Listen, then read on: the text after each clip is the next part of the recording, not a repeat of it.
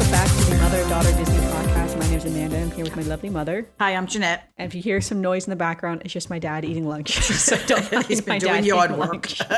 All right, today we are doing a very late review for Tron Ares. And that is because we just didn't have time to see the movie when it first came out. So this is coming out a few weeks after the movie has premiered. But it should still be in theaters when this review does come out. And if not, I will say it hasn't really been doing that well in the box office. So maybe not too long in theaters. I didn't see it. Amanda saw it by herself. But we'll see. So just some quick background. The Tron Ares is a 2025 science fiction film and it is the third installment in the overall Tron series. It is technically considered the sequel to Tron Legacy, which came out in 2010. But Tron Legacy is also considered the sequel to Tron, which came out in 1982. So it's technically a sequel of a sequel. It's not considered the third movie. It's just considered a sequel, which I think is very interesting, but that's beside the point. It is directed by Joachim Ronning and the screenplay is by Jesse Wikuto. There are different directors and screenwriters from the previous films as well. And the movie stars Jared Leto as Ares, Greta Lee as Eve, Evan Peters as Julian Dillinger, Jodie Turner-Smith as Athena. All right, so filming occurred between January 2024 and May 2024 in Vancouver, up in Canada, and the movie hit theaters on October 10th, 2025. This movie has generally been considered to be a box office bomb, making about $104.1 million within the first 2 weeks, overall like worldwide, on a production of $180 to $220 million. So they're estimated to lose about $120 million on this movie. Wow. To note, Tron Legacy, the movie that came out in 2010, made $409 million worldwide over its entire theatrical run. Now, of course, that was like the whole run, whereas this is only the first few weeks technically, so Tron Ares could always make a little bit more, but it's not projected to make much more, all things considered. Like, it's not going to make hundreds of millions of dollars more or anything like that. Why. All right, so now let's jump into why I find the Tron series overall to be interesting. So before I saw Tron Ares, I had not seen any of the Tron movies, so I decided I'm going to watch Tron 1982 and then Tron Legacy from 2010 before I see Tron Ares. And before I'd seen this, the only thing I knew was the ride in Disney World, right? I only knew the ride in Magic Kingdom. That was it. Didn't really know anything else. I didn't really know the concept of the movie, if I'm being honest. I knew very little about it. And I will say, I have always been a very big fantasy fan in a general sense. So I've always loved fantasy. I haven't loved sci-fi as much as fantasy, but whether you're watching fantasy or sci-fi, I think one of the most pivotal points of fantasy and sci-fi, the idea that you need to buy into the world, right? So you're watching a fantasy or a non-realistic setting, and you as the audience have to decide that you believe what's going on in this world. And I feel like with the first two movies, I had a really hard time buying into the world, and I kind of struggled within the first two movies. And I think the main reason for that is because the Tron world is essentially our world, just a little bit different. And I feel like that's what I struggled the most with, was that they were trying to present to me as if this is the real world, and it's just like slightly fantastical, so to speak. And I tend to prefer worlds that are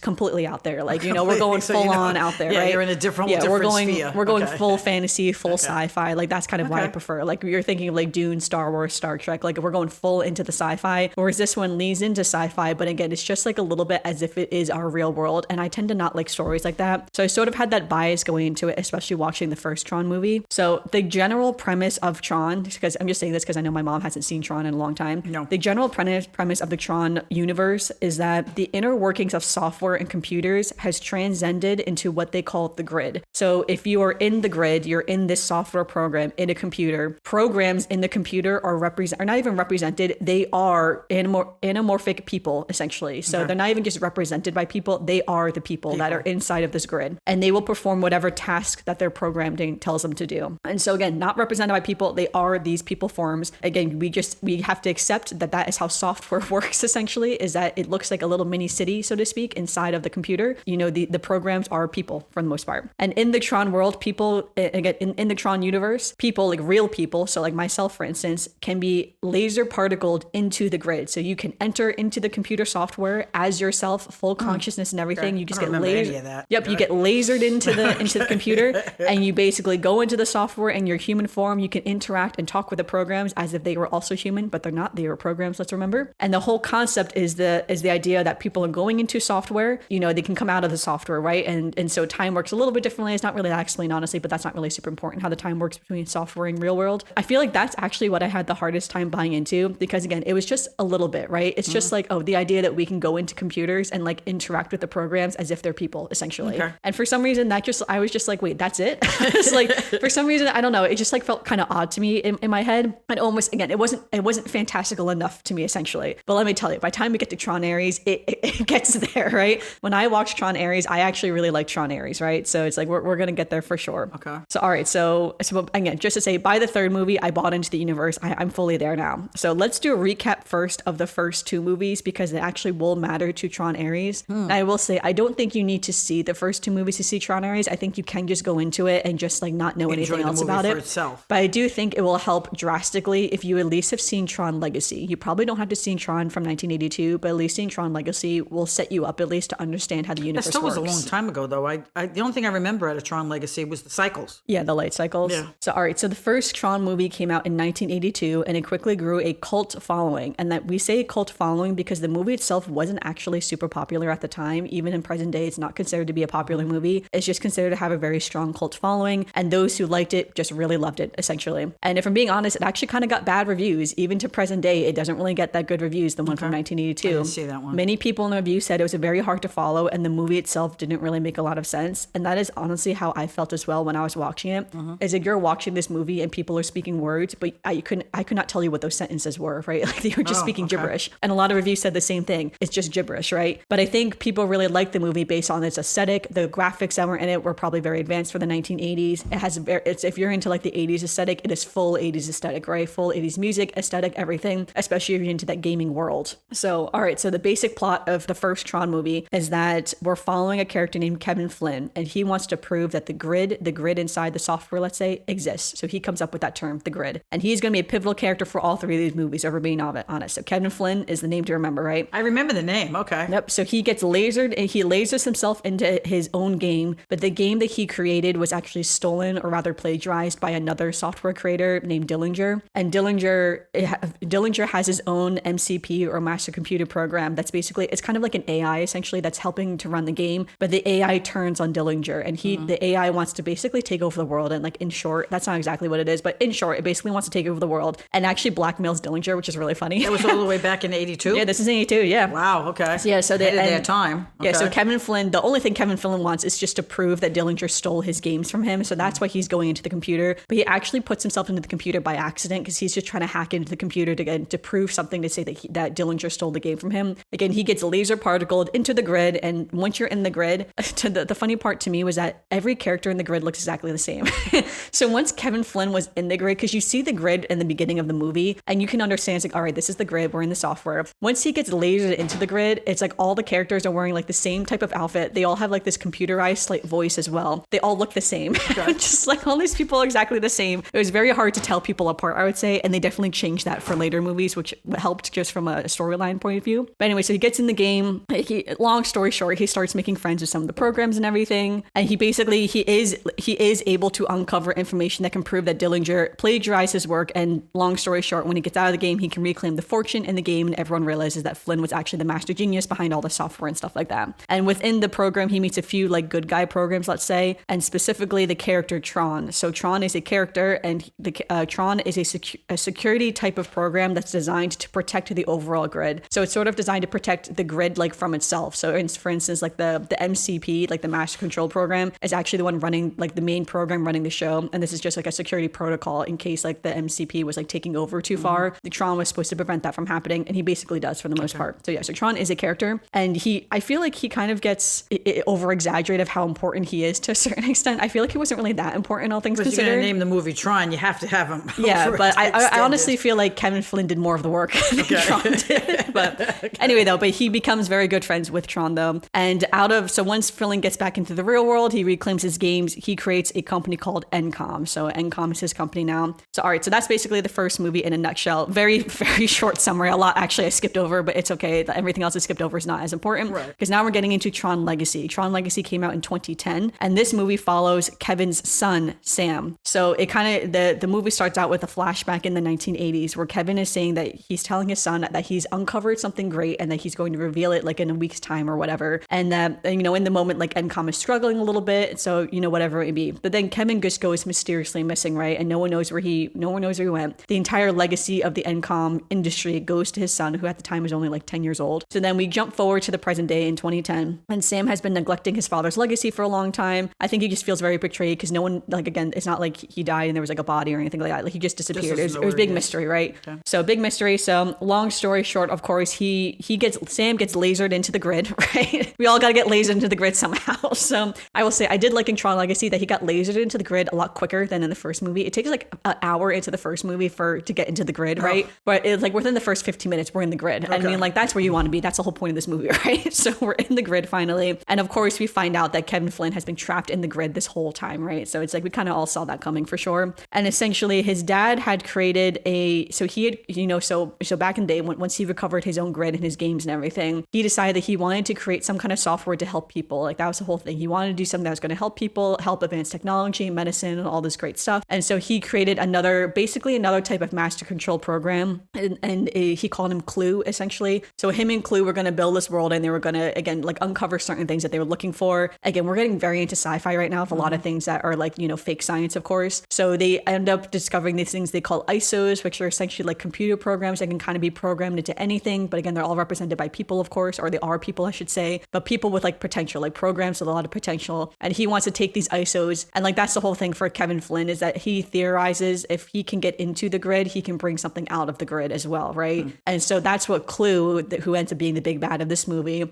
realizes as well, that he says if Kevin Flynn can go from the real world and then into the software program, how come Clue is stuck in the software program? Okay, he wants to get out. He thinks he can go into the real world as well. And so that he basically needs to steal, so like the discs that they have, we're written really nitty-gritty in the movie, but they have these like discs that's, that they fight with, but it's basically, it kind of captures your entire essence when you're in the grid. It's kind of like you're not a life force in the grid, but for a lack of better term, essentially is some kind of life force in the grid. And so, so again, Clue is the corrupt program. He has taken over the grid, and Kevin, as the creator of the world, though, is still the most powerful within the grid, but he actually lives on kind of like the outskirts of the world. Anyway, Sam goes in there, they fight all the bad guys, all the bad programs and everything like that. Kevin always says that Clue, and he gets reunited with his dad, it's like a whole moment and everything, but he always says that Clue can't create new programs because he's not a creator. And that's the whole thing too, is between program and user. So the users are like the people who play the games, of course, and then Kevin is the creator because he created the programs in themselves. So Clue can't create anything. So rather, he had captured, there's like a whole flashback where Tron is trying to help Kevin get out, out of the game, because he realizes he's going to get trapped in the game. And so Tron gets captured by Clue, and he gets reprogrammed into a character called Rinsler, and that's his whole character for this entire movie. That was when he got reprogrammed. But then in the very last moments, like,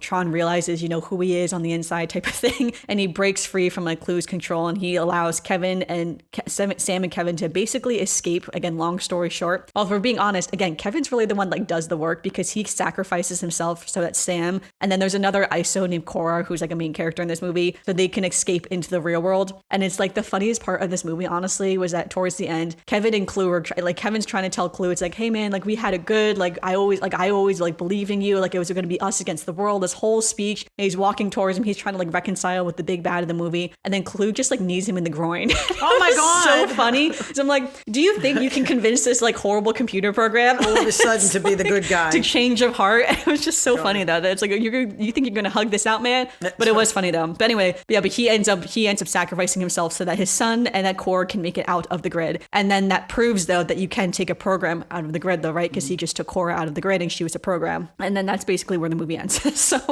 So all right, so now we're on to Tron Ares. So I realized too, I didn't put any spoiler alerts here. I guess it's assumed that we're going to be talking about all the spoilers for all the movies. So all right, now we're into Tron Ares. So Tron Ares, again, Tron Legacy 2010, Tron Ares 2025. So it does take place exactly 15 years from the last movie, of course.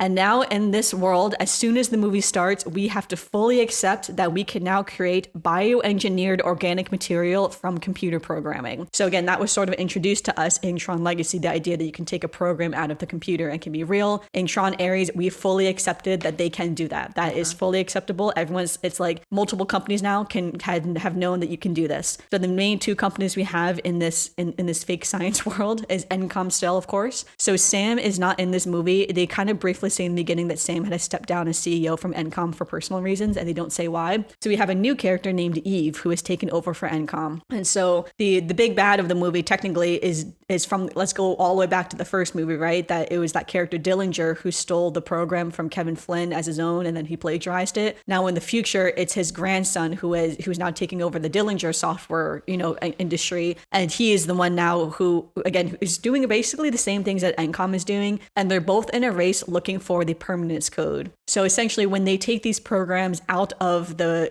computer, they make this, organic bioengineered material. So for instance, they can create trees from it, they can create cars from it, they can create the programs themselves from it into like people versions. They can only last in the real world for 29 minutes, and then they dissolve like into nothing essentially. So they need a permanence code, they call it, so that these items from the computers can stay in the real world permanently, so that they don't disappear. And then, for instance, like once getting the movie, we see Ares himself. So Ares' character, he's basically the MCP of Dillinger's software. So Ares can be brought into the real world. After 29 minutes, he dissolves and he just goes back into the software because he's still backed up into whatever software that he is. So for him, he's backed up into the Dillinger software. So when they dissolve in the real world, their consciousness, so to speak, just goes back into the software. So anyway, so we're looking for the permanence code, and that is the big thing. So, and again, it's kind of widely understood that everyone can kind of do this, and they just can't get the items to stabilize, like the organic matter to stabilize in the outside world. And then, we said Sam and Cora are not in this movie at all. They're only mentioned like once or twice. So another thing that I think this movie has is a lot of interesting parallels between the technological advances. So for instance,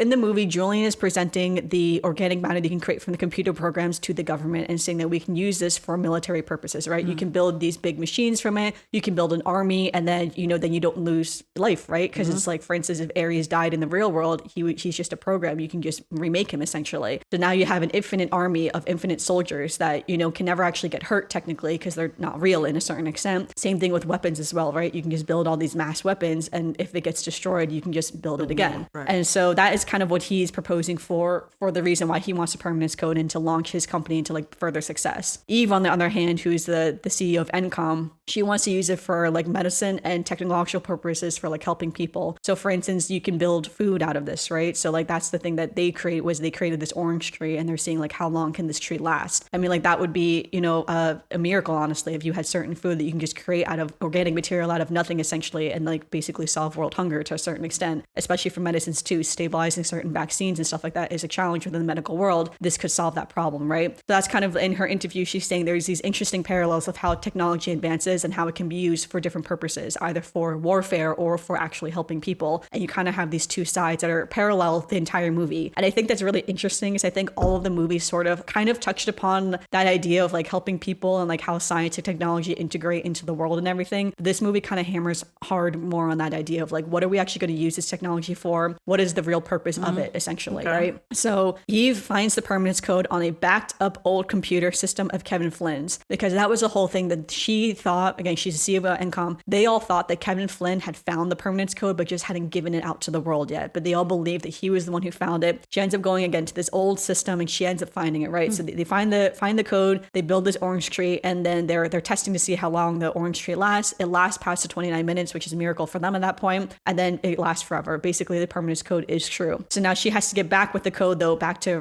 because again, they were kind of like far off the grid, so to speak, in like the real world. So they get back. Julian hacks into the Encom system and realizes Eve has found the code, because he knows for sure Eve is also looking for the code as well. And so then he builds, like Ares, and then he has another program called Athena, and some, the light cycle little like motorcycles that they ride into the real world so they can go after Eve to steal the code from her. That's where we get the whole light cycle type of, ride, thing going on in the real world, actually. Now, there were parts of this that I was just like, wow, like this is interesting, but we'll get to that in a moment, because I do have I have a list of things I thought were great about the movie and things I thought that weren't that great about the movie, or things that were hard to believe. But anyway, they go after the code. She had the code saved on like a flash drive, essentially. She breaks the flash drive, discards of it, and she's like, no, like I don't want him to get the code, because she knows he only wants to use it for like warfare, like military purposes, and basically to make money off it, right? Where she's trying to help the world. So this whole time, as you've been watching, because Ares is one of the first characters you see in the movie too, and Ares is essentially, he's a very advanced AI, right? So he's a program, but he's basically an AI program, and you see him slowly start to think for himself rather than just being told what he should do from his creator, who is Julian. So, and I found this another interesting part too, because Ares is presented to us as a sympathetic character to be rooting for, right? That he's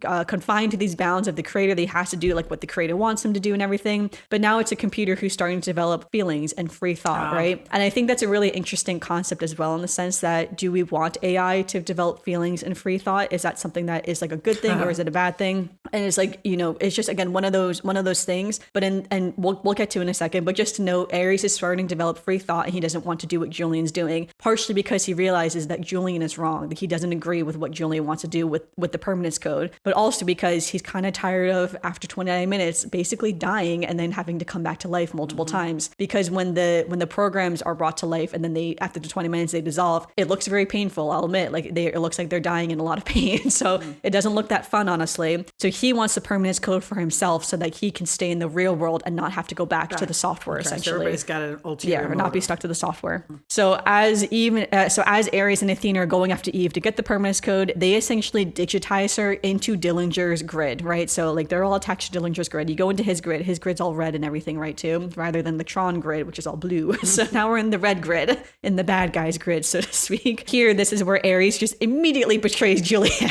Like it takes us seconds for him to betray Julian and to realize he's taking this permanence code for himself. So once Eve is inside of the computer program, now she knew in theory you could do this, but she never had done it herself. Technically, only Kevin Flynn and his son had ever actually gone into the grid themselves. So she's like, this is wild. But they realize if she's in the grid, they can, because she's seen the code with her eyeballs, she's like, I don't remember the code. Obviously, she didn't memorize it, but they can extract it from her. But they say if we extract it from her, that would obviously kill her, though, because they have to basically take her brain apart. And so Julian's like, do it. He's like, whatever, I don't care, just kill her. I just want the code. Whereas then Ares is like, no, we're not going to kill an innocent person for a code, right? So long story short, they escape, and Athena is the one who stays loyal to Julian and the programming, like the directive, right? She's like, this is our directive, we have to do the directive. And so they get out of the grid, they come back into the real world, and then once they get back in the real world, and like him and Ares and Eve basically make the deal, right? And so that she's going to give him the permanence code and he's going to help her escape and all this stuff. And they get into the real world, and now they have 29 minutes for them to get back into the city and to figure out what the permanence code is. Because she said, again, she found the permanence code on a backup hard drive of Kevin Flynn's, but they have another copy of that hard drive in like the headquarters of the Encom like tower or whatever. So they have to go to the Encom tower, and the plan is they're going to digitize Ares into into Kevin Flynn's, again, the old computer system. Once he gets back in there, then he can find the permanence code again. Because she's like, if I found it once, it's in there somewhere. You just got to find it again, right? So long story short, whole action scene. Honestly, the fact that this is supposed to take place in 29 minutes is insane of what goes on in this 29 minutes. But they make it, right? They get him back into the Encom grid. Long story short, he does get the permanence code from Kevin Flynn. Once he gets into the old grid, it's like the 80s grid again, right? From the first Tron movie. So if you really like the first movie, it's kind of taking you back into like the classic, right? So it's the whole classic light cycles is in there, everything. There is a projection of Kevin Flynn inside of his computer. They have a long talk essentially about the meaning of life, essentially the meaning of like what free thought and free will is honestly very interesting if you're into philosophy. And he gives him the permanence code. And then what's interesting is as Athena had broken the particle laser, so he couldn't get back into the real world. But Kevin Flynn is like, that's okay, we have a back door. So the back door is to his old computer, like the OG computer in the arcade, if you know from the first movie and the second movie. In the arcade, the fact that arcade is still there is insane, honestly. That arcade's been standing for over 50 years now. Yeah. It's just like that fact it hasn't been torn down, like turned into like apartment complex or something like that. But anyway, he gets zapped back into the real world with the permanence code. So now he's permanently in the real world, right? And there was a whole thing too where he says like, is the permanence code really permanence? Because Kevin Flynn is like, really, it should be the impermanence code, because in reality, in the real world, nothing's actually permanent, right? Permanent. So in theory, technically, he was the one who was permanent, because you can keep coming back, of course. But once you're in the real world, that's it. Now you're actually impermanent, which is again, they have a whole philosophical talk, and it's actually very interesting. So that's like cut between these insane action scenes that are going on with like Athena trying to get Eve, right? Because she's still trying to get Eve this whole time. And so Julian ends up making Athena the MCP, and he says, your directive is to get Eve at all costs, essentially. But then this again, kind of going back to the idea of AI having free thought, right? Because now she's in the real world again, and she's going crazy, right? And she ends up actually killing Julian's mother, because his mother tries to stop like the programs from doing this. She's like, you're going too far. So she just kills her in cold blood, and she was like, my directive is to get Eve at all costs. And if you're blocking that, then you're blocking that, essentially. And you sort of realize that idea is just like, wait, it's like, if you do have a program that's only programmed for one thing, that's also bad as well. So it's like, again, the whole movie I feel like is dealing with the extremes of like the extreme of like warfare versus helping people. Again, it's like following a directive versus free will and everything. So again, that's why I think the movie was the best, was this idea of how we're talking about real life things in this like insane sci-fi movie, right? So anyway, Again, another long story short, are able to take down Athena. They basically shut down Dillinger's his computer programs, which will shut down everything that's attached to it, which is Athena and all the bad guys, essentially. And then Eve is able to use the permanence code for medical breakthroughs and to help people. That's kind of like the last scene of the movie. And then Julian, right before he gets arrested, essentially, because the whole world knows that this is him doing this, right? So they're all like, what's this child doing? That's another thing too, real quick. All the CEOs in this movie are like in their 30s. And I'm like, goodness gracious, I don't think I've seen any CEOs of software development companies like this. But anyway, though, Julian digitizes himself into his own grid. So like that's the last thing that he does, that he gets digitized. And then the last, there is an after credit scene where he's doing something. I haven't read the comics or anything like that, because I do know there are some comics for Tron where he kind of looks like a slightly different character. So I'm assuming it's alluded to that he becomes another big bad for like a future comic or something. Future but movie. Considering how poorly this movie did, I don't know if they're going to make a fourth movie. One, right? We'll see. So again, the things I thought about this movie that was great was, again, the whole parallels between the world, right? Good and bad, good and evil, like free thought versus like following orders. Like I think all of that was the star of the movie as well, because I think it's really interesting when you put big ideas into sci-fi films like this or into fantasy films, because that is like something that you do talk about. Well, it's a big topic now. Yeah, like what's right and wrong, right? So I think AI is a big topic now. Yeah, exactly. And I think that was the best part of the movie, was that thought of being like, do you want a computer program that can only follow directive until it's following it too hard? Or is it good to have an AI who does want free will, right? Who can see right from wrong, but then also what is right from wrong as well. Yeah, it's and like, how much power do you give AI? Yeah, that's what I'm saying too. It's like right from wrong is to a certain extent opinionated. It's like people have their own opinions of right from wrong. And so again, I think that was the best part of the movie. Now, other parts of the movie I thought were great. All of the action scenes were phenomenal. Honestly, every action scene really has you on the edge. They're all really interesting. And again, I do think it is a really interesting premise that we can create things from computer programming. And I think that is in the end what helped me buy into the fantastical elements of the movie, was that we got far enough that we can't just go into computer programs, and we can bring the programs to real life, right? Like that's a wild thought. And that's what I needed, I think, to bring me into the world of Tron in itself. And so let's get into some things that I think weren't as good in the movie. So I think the timing between, again, like when Ares and Eve come out of Dillinger's program and getting them put into Kevin Flynn's computer system, that 29 minutes is like impossible, right? You're driving through city traffic. It's like, that's just, that alone, you're not getting to your place on time, right? They had to build a whole new particle laser, right? It's like that whole thing, I was like sitting there being like, there's no way. Another thing too is that in the end of the movie, so again, Ares is now permanent in the real world, and then he just like goes off, right? He just goes off to travel the world. He just wants to experience life and experience what it's like to be in the real world. And I was just like, goodness gracious, where did he get money from? Like, how does he even understand how that works? Did he like rob a bank or something like that to get money to travel for airfare? I just thought that was really interesting. It's also alluded to too at the end that he's kind of looking for Sam and Cora. So again, the Kevin Flynn's son and the computer program Cora, because Lord knows what happens to her.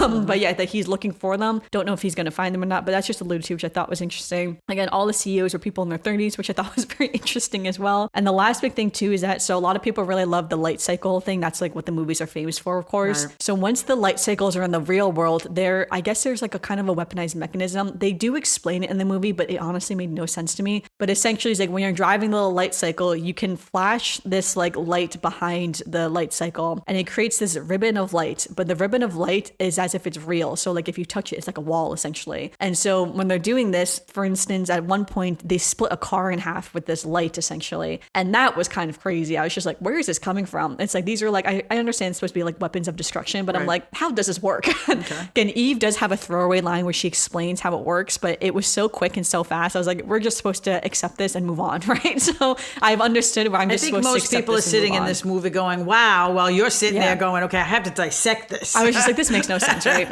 And then that brings me to my final point of things I just don't make sense about the movie, but on the overall universe. And that's because the first thing I ever knew about Tron is the ride in Magic Kingdom. So I've only ever been on the ride in Magic Kingdom. I have been the one in Disneyland Tokyo. I don't know what that one's like. But the ride in Magic Kingdom is that you are on Team Blue and you're racing against 3 other teams of like yellow, red, other teams, whatever. And when you're on the ride, to win the game, to win the race, you have to go through 8 light cycles, or just like circles basically, you and your whole team. And that's why you're on the roller coaster, because you and your team are going to stick together and go through all these little circles, and then you're going to win the race essentially. Now that concept of racing like that never happens once in all 3 movies. Really? And that's why I feel like I was confused in the sense that you thought it was going to mimic. I was like, where did this ride come from? Because that's not what happens in the movies. Even in the first movie, the concept of racing is in all 3 movies, but in the first and the second movie, the concept is more of defeating defeating the other players. So for instance, you would use that like ribbon of light behind you, and you would like basically corner a player so they hit into your ribbon of light, so they dissolve into nothing because they're programs, right? So they just, they basically die essentially. Right. So when you go on the ride in Magic Kingdom, that does happen, that you see like the projections on the wall of the other players being digitized as they like die essentially, so to speak. So I understand that better now, but there is no actual race. Like there's no race where it's like, all right, you're all going to race to the finish line basically, because that's what the ride is. You're racing to a finish line, but that doesn't happen in the movies at all. And that's what I think is interesting. So I'm just like, they really just took the idea of the light cycle and just turned it into something random. Yeah, they wanted you to feel like you had to get to the end. Right? Yeah, I guess because they can't actually do it where you're destroying other people. Right. That doesn't make any sense. Would make, or it'd be a lot more complicated, I suppose. Right. I don't know. But that was something that the whole time I was just like, wow, that's really interesting, because the concept of the ride, which is very famous, all things considered, people love the ride, it's a fan favorite ride, is not really in the movies at all. Okay. Now, one last thing I would say, so again, that was the last thing I thought wasn't great. One last thing to end on a positive note of what I thought was great was that when I watched the first movie, actually, no, when I watched Tron Legacy, I would say not really the first movie, Tron Legacy, again, all I knew was the ride. When you watch the movie, the music on the ride is the same as the movie. Okay. And I don't know why, idea. Not that I didn't expect that necessarily, but it was just cool to watch the movie and be like, wow, this is the music from the ride. Okay. It's just like, this is so cool, right? Okay. Because I'd never seen the movie, so I didn't realize it was the same music. Obviously, it makes sense now that I'm thinking about it. Of course, it's the same music, but I just didn't know that. So it was cool to connect it somehow. I was going to say, it was cool to hear the music again, because the music is pretty cool in the Tron ride. So I'm like, wow, here it is in a movie. So I'm like, interesting. And a lot of the same similar music is in Tron Ares as well. So, all right, but yeah, I would say that is my overall review of Tron Ares. I think it's a pretty good movie overall. I know a lot of people, again, it got bad reviews, even from the cult following. They said they didn't think it was as good as the previous movies, but I think it's because it kind of breaks away, because again, Kevin Flynn is really only in it for a little bit. Or again, he's the main character that's tying everything together. He created the grid, right? And so I think it's a lot different from the first two movies, but I still thought it was good in a sense. I feel like it was very succinct premise to a certain extent too. Only one thing is really happening the whole time, and that's obtaining the permanence code. That's it in a nutshell of the whole plot. They're just trying to get the permanence code. Whereas I feel like even in the first two movies, well, I guess the first movie he was trying to clear his name, and the second movie, Sam, honestly, I'm not even sure what Sam was doing. The second movie I feel like was all over the place, because Sam didn't know his dad was in the grid, right?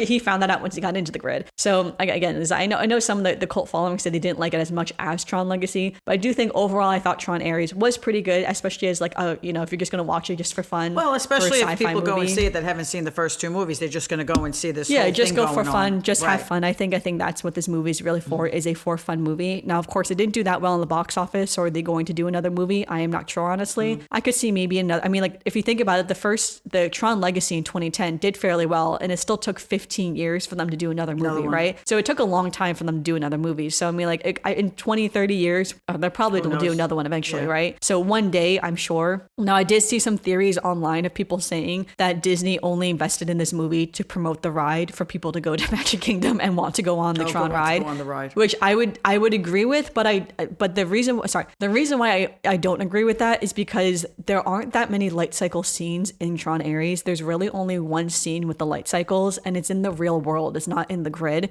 So that's why I'm like, I don't really know, actually, because I don't think if I watched this movie, I'd be like, wow, I need to go on the ride now. Like, if you watch Tron Legacy, you'd be like, yeah, I want to go on the ride from Tron Legacy. Okay. But in Tron Ares, I did not have that feeling. So that's why I'm like, I don't really buy into that. I think it would be a really interesting concept. And also, I don't think Disney would invest like hundreds of millions of dollars into a movie just to promote a ride. Because even if you had, they may have just thought it was a really good concept and figured that it connected to the ride. Wanted to continue for sure. Like, it's good timing for sure. But I don't think that's the sole purpose why they made this movie. So, all right. But so I would say that's my review of Tron Ares. So do you think you want to watch Tron Ares now based on what we just talked about? No.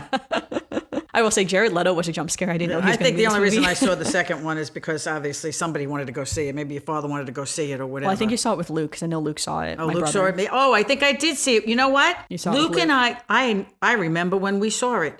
You and Daddy went to see another movie in Disney that day. That's why I saw it. It just dawned on me when I saw it. What happened is we were going to the AMC theater in Disney Springs. You and Daddy were going to see some movie that had nothing to do with Luke. He didn't want to see it, whatever. And him and I I went to see Tron instead. And I came out of it saying, okay, that wasn't bad because it's not my type of movie. It's not something I would go to see. It was Luke. Yep. Yes, I was you're right. I remember you saw it with Luke Yes. because I actually talked to my brother right before seeing this movie, and I said I was seeing Tron. And he was like, "Oh, I liked the first movie," and I'm like, "Actually, the first movie, the second movie, right?" But I would say if you're going to watch the movies, you probably don't need to watch Tron 1982. You can probably just watch Tron Legacy and Tron Ares, Right. and you don't necessarily need to watch it. But if you want to, or if you want the fun 80s vibes, definitely go for it. But just know it's definitely all over the place.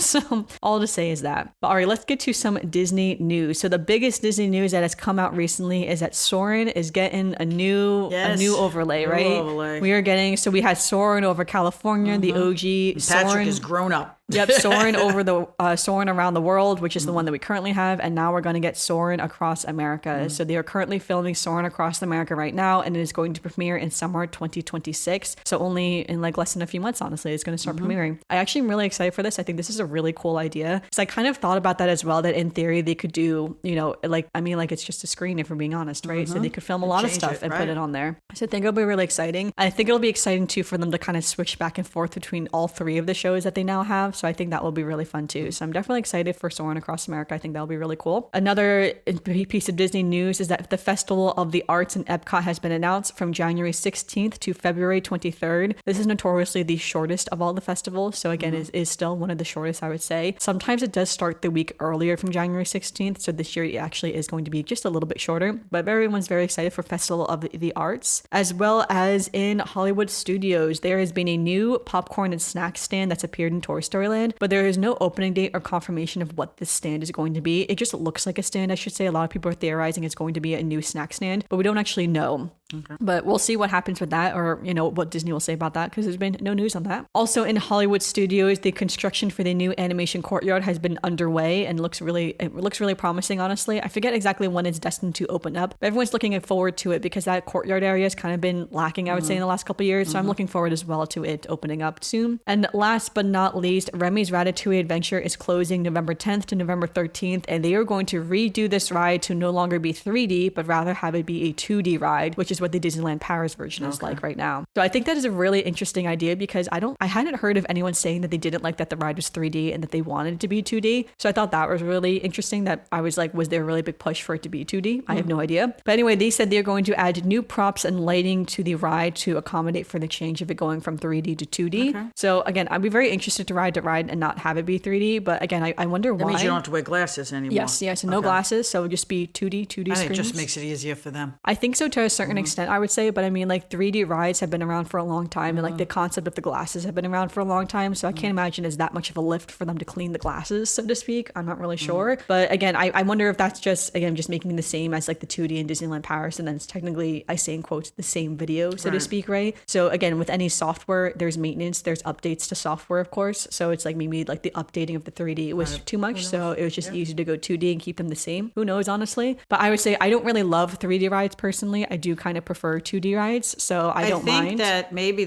for me, I'd be happy not to be 3D because 3D makes me a little dizzy. Yeah. And that ride does move around and swing around so much that makes you dizzy. That could be part of the problem too. Well, I thought about that too, but the one in Disneyland Paris, let me tell you, spins you around way more than the one in Epcot, right? Okay. And I noticed that too, because I remember when Epcot first opened, people were saying that they were getting dizzy, so they took some of the spins out and they slowed some of the scenes down when you're in the little mouse. Because when I went to Disneyland Paris, I was like, wow, they whip you around that little mouse. I do I don't get dizzy all the time, but every once in a while I do feel that dizziness of moving around so quick. So I don't know. So I think it's interesting that they're doing it. So again, it's only going to take a few days for them to do this change. I'm like technically just changing the screen, right? So and just adding some new lights and everything. Right. Nothing too crazy, but it is kind of exciting that that we're going to get a new Remy's Ratatouille Adventure. So I'm looking forward to those updates. But all right, that brings us to our Disney birthdays. There are no Disney birthdays this week. The only holiday is on October 31st. It is Halloween. So happy Halloween, everyone. Of course, we did not do a Halloween themed episode this year. So sorry about that. That's right. Last year we did. We'll try again for next year. Okay. We'll see. But all right, that brings us to our final segment of the podcast, our Disney memory. So do you have a memory for today's podcast? Well, the only Disney memory already popped into my head is when Luke and I went to see the movie. It was in Disney Springs, and I remember. And, I went in saying, okay, I'll keep him entertained. And I have to admit that I remember walking out of there going, wow, that was exciting. Like, it wasn't annoying to me. I'm not, me, I'm not a very science fiction. I don't buy into this whole fantasy world thing. So it was just very interesting for me to walk out of the movie and go, wow, that was very interesting. I thought it was entertaining. Yeah. So now I'll just tell a little story of how when I saw Tron Ares, I did go by myself to see the movie. Now, this is not the first movie I've seen by myself.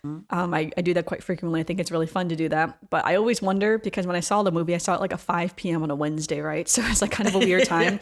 And there was only 2 other people in the theater, like a couple. Oh, wow. Okay. So it was just me and the couple that sat behind me. And so it's just like, wow, this is weird. So Okay. I always wonder, though, what other people think, that it's just like, wow, this random girl, this random Watching Asian this girl movie on a just Wednesday came night. to see Tron Ares by themselves and just like saw the movie, like destroyed a thing of popcorn, and I was just leaving, right? Oh, God.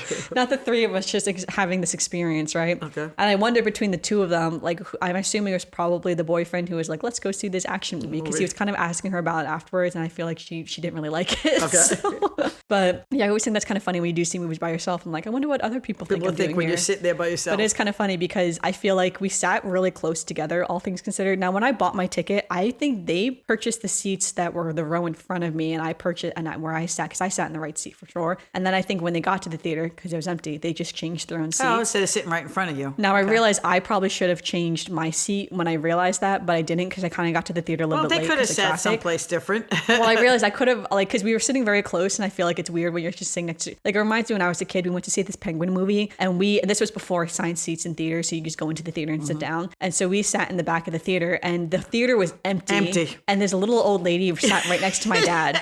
And it was so funny, because it's just like, this theater is empty. There's no assigned seats in this theater, of course. And she just sat next to my dad, and we watched this, like, Penguin documentary. And it was just really weird, because I think at that time, I remember that the movie did fill up, and I think she came in knowing that she didn't know who she was going to end up sitting next to, and she knew like we were a family or something. It was still weird, I don't know. It was. The whole theater was empty. I remember that. And she sat right next to him. He's like, what the hell?